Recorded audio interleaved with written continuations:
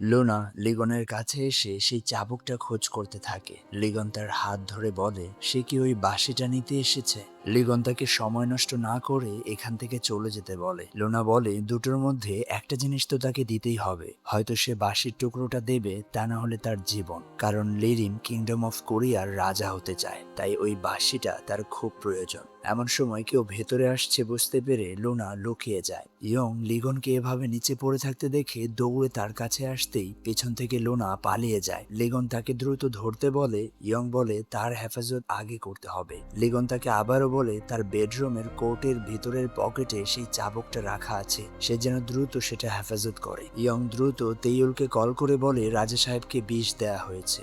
এসব শুনে তেইউল অবাক হয়ে যায়। সে বলে এখন সে শহরের বাইরে আছে, তবে সে তাকে বলে দেয় এক ডক্টর তার সাথে দেখা করতে আসবে, সে যেমনটা বলবে সে যেন তেমনটাই করে। এবার ইয়ং দ্রুত তাদের ফরেন্সিক টিমের ডক্টর কিমকে কল করে। সে তাকে বলে তার কাছের একজন মানুষকে বিষ দেয়া হয়েছে, আর সে এখানকার না হওয়ায় চাইলেই সে হসপিটালে যেতে পারবে না। পরে তাকে সবটা খুলে বলবে, সে যেন তাকে বাঁচিয়ে নেয়। ইয়ং তার সাথে দেখা করে লিগনকে নিয়ে দ্রুত তারা ক্লিনিকে চলে আসে। ডক্টর কিম ইয়ংকে উনসাপ মনে করে সে তাকে বাহিরেই অপেক্ষা করতে বলে। অন্যদিকে শিনজে এক রুমে ঢুকে তার মতো একজনকে বেডে শুয়ে থাকতে দেখে চমকে ওঠে। এমন সময় তেইউলের কল আসে। সে বলে সে প্রাইম মিনিস্টার কুকে পেয়ে গেছে, তাকে মেরে ফেলা হয়েছে। সাথে সাথে শিনজের হাত থেকে ফোনটা পড়ে যায়। শিনজে বুঝতে পারে এটাও লিরিমেরই কাজ। এবার সে এসব কিছুর সত্যিটা জানতে জেলে তার বাবার সাথে দেখা করতে আসে। তার বাবা তাকে দেখে বলে তাহলে তুমি এসেছো, কখনো ভাবিনি তুমি আমায় দেখতে আসবে। শিনজে খুব আক্ষেপ নিয়ে বলে তাহলে সেটা আপনিই ছিলেন, আপনি কাং হিউম্যানকে কাং সিনজে বানিয়ে দিয়েছেন। এই কথাগুলো শুনে তার বাবা অবাক হয়। সে জানতে চায় সে কি ওই লোকটার সাথে দেখা করেছে, তার বাবার বিষয়ে কি তাকে কিছু বলেছে। তার বাবাকে এমন স্বার্থপরের মতো কথা বলতে দেখে শিনজি প্রচুর রেগে যায়। সে বলে আমি জানতে চাই আসলে সেদিন কি হয়েছিল। তার বাবা বলে আজ থেকে 25 বছর আগে ডক্টর তাদের বলেছিল তাদের ছেলে শিনজের কোনোদিনই জ্ঞান ফিরবে না। এরপর ওই লোক অর্থাৎ লিরিম তাদের সাথে দেখা করেছিল। সেই সময় তার মা অনেক কান্নাকাটি করছিল। লিরিম তার ছেলের মতোই একজন অর্থাৎ শিনজের ছবিটা দেখিয়েছিল, যেটা আসলে কাং হিউম্যান ছিল। তবে লিরিমের শর্ত ছিল যদি তার মা বাবা তাদের ছেলে শিনজেকে ইয়াংসু কেয়ার সেন্টারে পাঠিয়ে দেয় তবেই কাং হিউম্যানকে সে দিয়ে দেবে। এভাবেই তার মা বাবা মিনকে শিনজের পরিচয়ে বড় করেছে। অর্থাৎ আমরা যে শিনজেকে দেখতে পাচ্ছি সে আসলে কাং হিউম্যান, আর যে শিনজে হসপিটালের বেডে এখনো কোমায় রয়েছে সেই আসল শিনজে। আজ এত বছর পর নিজের আসল পরিচয় জানতে পেরে শিনজে খুব কষ্ট পায়। সে দূর থেকে তার মাকে দেখে। তার মনে পড়ে রেস্টুরেন্টে সেদিন তার মা বলেছিল শিনজে তার জন্য একটা চমৎকার জাদুর মতো। সে আজ বুঝতে পারে এই জন্যই তার মা এই কথা বলেছিল। তার আরো খারাপ লাগে এতদিন যেই মানুষটাকে সে নিজের মা ভেবে এসেছে সে তো আসলে তার মাই নয়, তাহলে তার মা কোথায়। অন্যদিকে তেইউল দৌড়ে সেই ক্লিনিকে চলে আসে। ডক্টর কিমের সাথে সে কথা বলে। কিম বলে উনসাবের জন্যই আজ সে তাকে বাঁচাতে পেরেছে, ঠিক টাইমে সে তাকে নিয়ে এসেছে। তবে সে খুব আগ্রহ নিয়ে জানতে চায় এই লোকটা আসলে কে, যে হসপিটালে যেতে পারবে না, আর সে তার কোনো রেজিস্ট্রেশনও খুঁজে পায়নি। তেইউল বলে সে তাকে পরে সবটা খুলে বলবে। কিম চলে গেলে তেইউল লিগুনের সাথে দেখা করতে যেতে চাইলে ইয়ং তাকে বাধা দেয়। সে বলে যে মেয়েটা রাজাকে বিষ দিয়েছে সে দেখতে একদমই তেইউলের মতো ছিল, এর কি প্রমাণ আছে যে সেটা তেইউল ছিল না। এই কথায় তেইউল খুব কষ্ট পায়। সে আর কিছুই বলে না, দূরে এক জায়গায় বসে কাঁদতে থাকে। এমন সময় তার বাবার কথা মনে পড়ে, কারণ লুনা নামের মেয়েটা যেহেতু এত বড় ক্ষতি করতে পেরেছে তার বাবার যদি কিছু করে দেয়, তাই সে উনসাবকে কল করে বলে সে যেন তার ভাই বোন উনবি কাবিকে নিয়ে তাদের বাড়িতে যায়, চাইলেই তারা একসাথে ভালো সময় কাটাতে পারবে। উনসাব তার এই সমস্ত কথায় বুঝতে পারে কিছু তো একটা হয়েছে। তেইউল বলে একমাত্র তাকেই সে বিশ্বাস করে। আমরা লিরিমকে দেখতে পাই যে দৌড়ে এক বাঁশ ঝোপে চলে আসে। আজ সেও খুব অদ্ভুতভাবে অনুভব করতে পারে সেদিন তাকে যে মারতে এসেছিল সে অন্য কেউ নয়, লিগনই ছিল। সে নিজের কাছে প্রশ্ন করতে থাকে সে কিভাবে তাকে ঠিক সময় খুঁজে বের করেছিল। এমন সময় খুব অদ্ভুত এক বাঁশির সুর বেজে ওঠে। একই সুর লিগনও শুনতে পায়। সাথে সাথে তার জ্ঞান ফিরে আসে। ইয়ং তাকে দেখে খুব খুশি হয়। সে বলে তেইউল কি তাকে দেখতে আসেনি। ইয়ং বলে সে এসেছিল, সে তাকে ঢুকতে দেয়নি। তেইউল তেইউল আবার চলে গেছে। লিগন জানতে চায় সে তাকে কিছু বলতে চেয়েছিল, যার জন্য সে ড্রিঙ্ক আনতে গিয়েছিল। ইয়ং আসলে তাকে হিয়ের বিষয়ে বলতে চেয়েছিল, তবে সে তাকে মিথ্যে বলে সে আসলে রাজাকে নিয়ে অনেক চিন্তায় পড়েছিল। তবে লিগন বুঝতে পারে ইয়ং মিথ্যে বলছে, তাই সে বলে যদি সে এখন না বলতে চায় কোনো সমস্যা নেই, তাকে এই মুহূর্তে যেতে হবে। 25 বছর আগে সেই নিজেকে বাঁচিয়েছিল। আজ সে ওই আওয়াজটা আবারও শুনতে পেয়েছে, যেটা সে 25 বছর আগে শুনেছিল। লিগন সেই প্রাচীরের সামনে এসে দাঁড়ায়, যার ওপার প্রান্তেই লিরিম দাঁড়িয়েছিল। তারা দুজন একসাথেই প্রাচীর পার করে। দুই দুনিয়ার মধ্যকার জায়গাতে আসতেই একে অপরকে দেখতে পায়। এসবে তারা দুজনই অবাক হয়। লিরিম বলে, এটাই কি আমার সেই সুন্দর ভাতিজা? লিগন বলে, এই কি তাহলে সেই গাদ্দার লিরিম? আজ বাঁশির দুই টুকরো আলাদা আলাদা ভাবে একই সময় প্রাচীর পার করায়। অদ্ভুত এক সময়ের পিছুটান তৈরি হয়। সময় তাদেরকে সেখানে নিয়ে আসে যেখানে তারা একে অপরকে বাঁচানোর জন্য লড়াই করছিল। আমাদেরকে দেখানো হয় 1994-এর সেই রাত, যেখানে লিরিম রাজদ্রোহ করার জন্য প্রস্তুত হচ্ছিল। এমন সময় লিরিমের পিছনে আরো একটা লিরিম চলে আসে। সে তাকে দেখে খুবই অবাক হয়, জানতে চায় সে কে। সে বলে লিরিম প্রতি রাতে এই ঘরে শুয়ে রাজদ্রোহ করার স্বপ্ন দেখছে।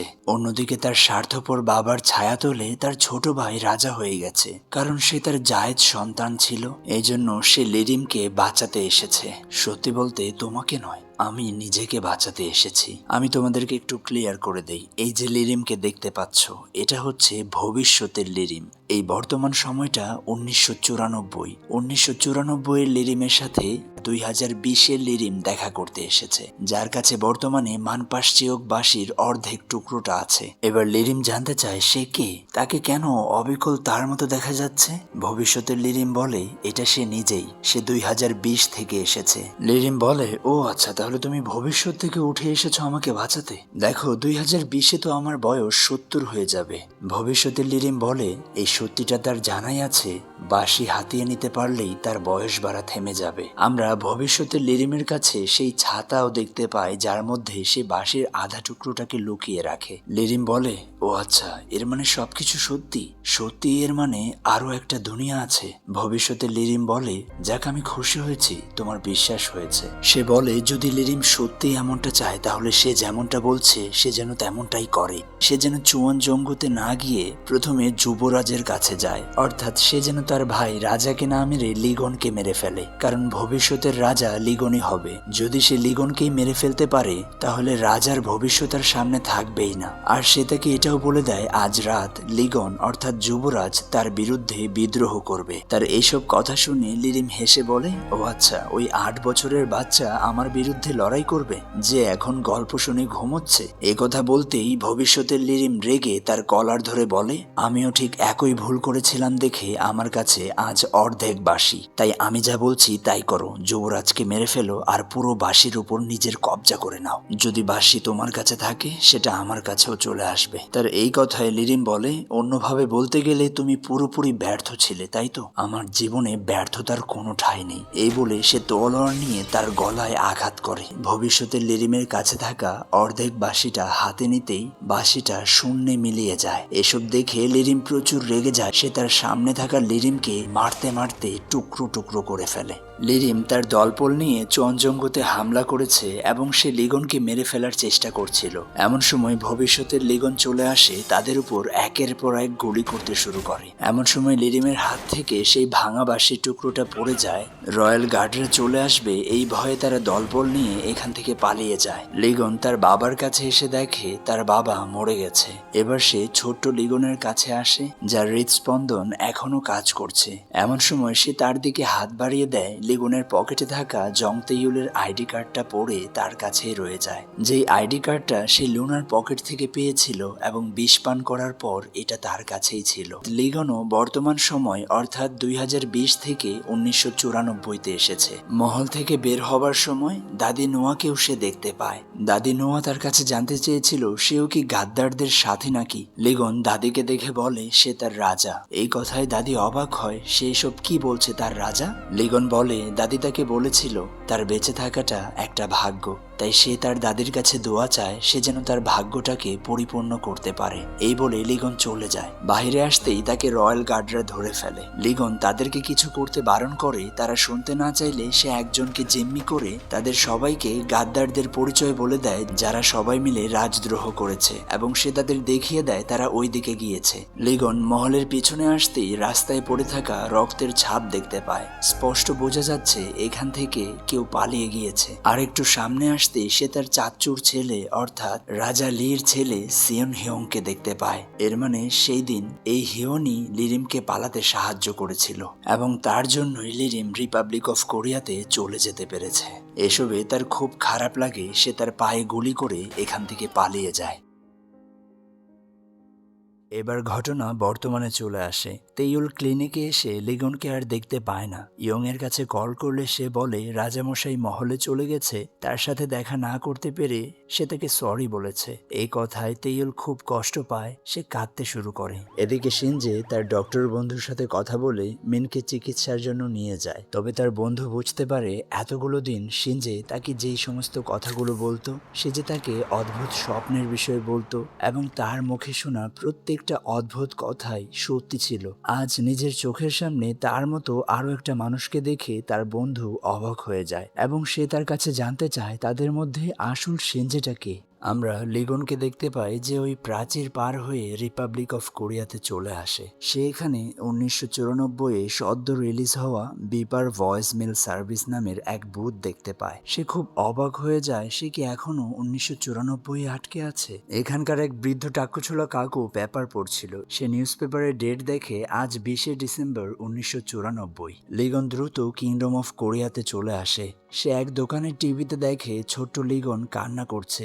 লিগন মনে করতে পারে এটা সেই দিন যেদিন তার বাবা মারা গিয়েছিল, অর্থাৎ তার বাবার অন্তিম সংস্কার হচ্ছে। সে আবারও রিপাবলিক অফ কোরিয়াতে চলে আসে। লিগন দেখে এখনো সময় থেমে আছে। আবারও এক নিউজ পেপারে দেখে আজ 22শে ডিসেম্বর 1994। লিগন বুঝতে পারে বাঁশির টুকরো দুটো খুব কাছাকাছি থাকায় সময় তাকে এত পিছে নিয়ে এসেছে। বর্তমান 1994, তাকে 2020 অব্দি পৌঁছাতে হলে 26 বছরের সফর তৈরি করতে হবে, যেটা এই প্রাচীরের সময় অনুযায়ী মাত্র 4 মাস। সাথে সাথে আবারও সবকিছু স্বাভাবিক হয়ে যায়। লিগন চিন্তা করে তাহলে এই রিপাবলিক অফ কোরিয়াতে কি এখনো জিহন বেঁচে আছে, অর্থাৎ সে কি এখানে বেঁচে আছে। তার তেইউলের বলা কথাটা মনে পড়ে। তেইউল বলেছিল জিহন 8 বছর বয়সেই মারা গিয়েছে। এবার সে বুথে এসে 112 নাম্বারে কল করে এক ক্রাইম রিপোর্ট করে। সে জিহনের ফ্যামিলির পুরো ডিটেলস দিয়ে বলে তাদের ফ্যামিলিটাকে বাঁচাতে, কারণ খুব দ্রুতই সংহে ছাড়া সবাইকে মেরে ফেলা হবে। ওপর থেকে এসব শুনে পুলিশ অবাক হয়ে যায়। এমন সময় এক লেডি অফিসার জানায় অলরেডি এই পরিবারের 3 জন সদস্য মারা গিয়েছে, আর আজ সকালে জিহনের মরদেহ পালদান লেক থেকে উদ্ধার করা হয়েছে। লিগন জানতে চায় যে তাদের মেরেছে তারা কি তাকে ধরতে পেরেছে। পুলিশ তার প্রশ্নের উত্তর না দিয়ে তার পরিচয় জানতে চায়। লিগন ফোনটা কেটে দেয়। এবার লিগন সেই জায়গাটাতে এসে দাঁড়ায় যেখানে তেইউল তাকে বলেছিল নেভি জ্যাকেটে তাকে দেখতে খুব সুন্দর লাগছে।